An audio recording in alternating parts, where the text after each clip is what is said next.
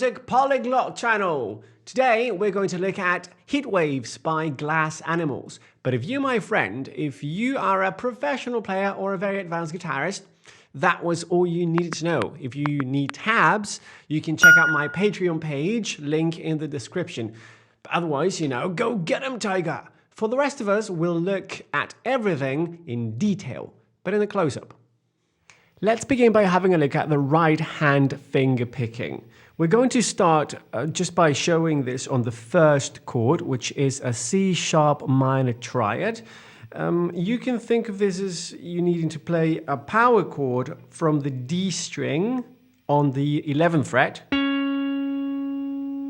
to the 13th fret with the ring finger. Then we won't play the B string, and you need to add your middle finger on the high E string, 12th fret. So that's our chord. In terms of the right hand, the thumb will be playing the bass note on the D string. The index will be playing the G string. We don't need to play the B string at all, therefore we're not going to be using the middle finger, and the ring finger will play the high E string.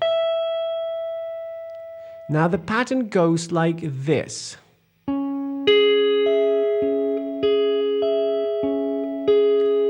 That's one bar. They're all quavers or eighth notes, and there's no gap in between. They're all even. So if we were to count them, this would sound like this. 1 and 2 and 3 and 4 and 1 and 2 and 3 and 4 and. A good way of thinking about this is that you play an ascending pattern from thumb, index, middle, and then again thumb, index, middle, and then almost a third time, but you stop short and you don't play the last note. Okay, so thumb, index, thumb, index, ring, thumb, index, thumb, index, ring, thumb, index, ring, thumb, index. Whichever way helps you to hear it better and therefore play it better. It is really important that you spend some time getting the pattern right, because this pattern is the same one throughout the song. Once you have it memorized and you're playing it without mistakes, then you should work at speeding it up, because it needs to be fast.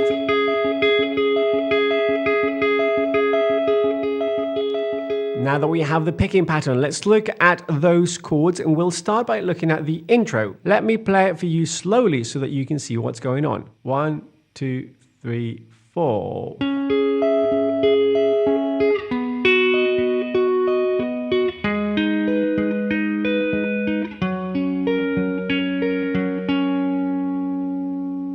We have 4 chords on the intro. Chord number 1 is that C sharp minor triad that we just talked about. For chord number 2, you drop one whole tone down. This is a major triad, B major.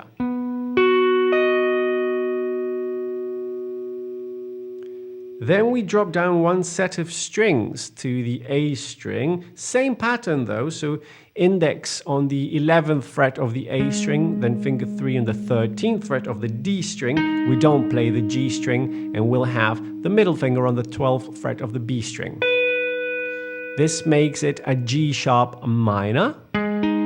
Same pattern on the right hand, thumb, index, ring. And then we drop this shape down a tone to that F sharp major shape. So it's essentially the same 2 shapes on a different set of strings. Let's move on to the verses. Let me play you one of those so that you can see what's going on, also slowly. 1, 2, 3, 4.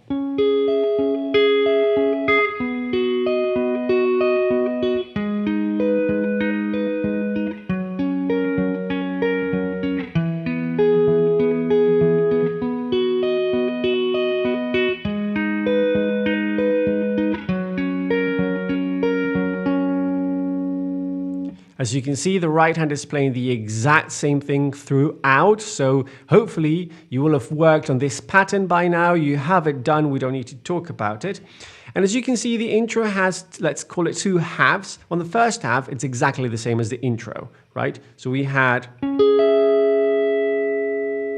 C sharp minor, down to B major, down to G sharp minor, down to F sharp major. Okay, and now the second half, which is different. You come down a whole tone with the same shape, down to an E major, all the way up again to a B major, down to a G sharp minor, and then down a tone to the major, F sharp major. Now there's a bridge, and the bridge goes like this. 1, 2, 3, 4.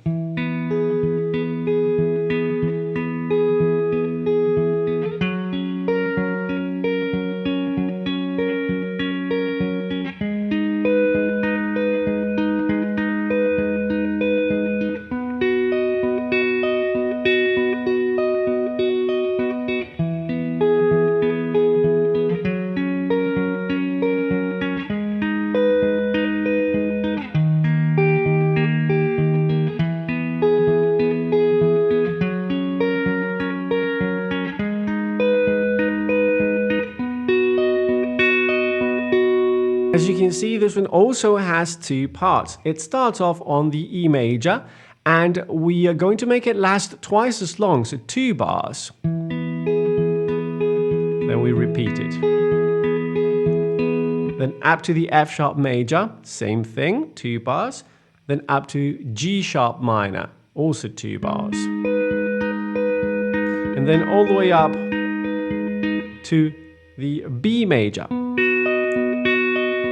also 2 bars. So that first half is 2 bars on each chord. The second half, we revert to playing 1 bar per chord, and we go E major, F sharp major, G sharp minor, and here D sharp major. You can call it E flat major if it's easier, but we're in a key of sharp, so D sharp major is the correct name for this. So D sharp major, which is just the 6th fret, major shape, and then we just move up a semitone to go back to the E. F sharp, G sharp, and we finish on a B major. Cool, and then we revert back to the main pattern. There we go, I hope that helped. If you are after tabs of sheet music, check out my Patreon page in the description below. And if you'd like a one-on-one online video call lesson on this song with me, you can contact me through my website, to which I'll leave a link in the description below as well. Don't forget to subscribe to the channel, click on that like button if you haven't done so yet, and I'll see you next time. Hasta la prossima, arrivederci. Au revoir.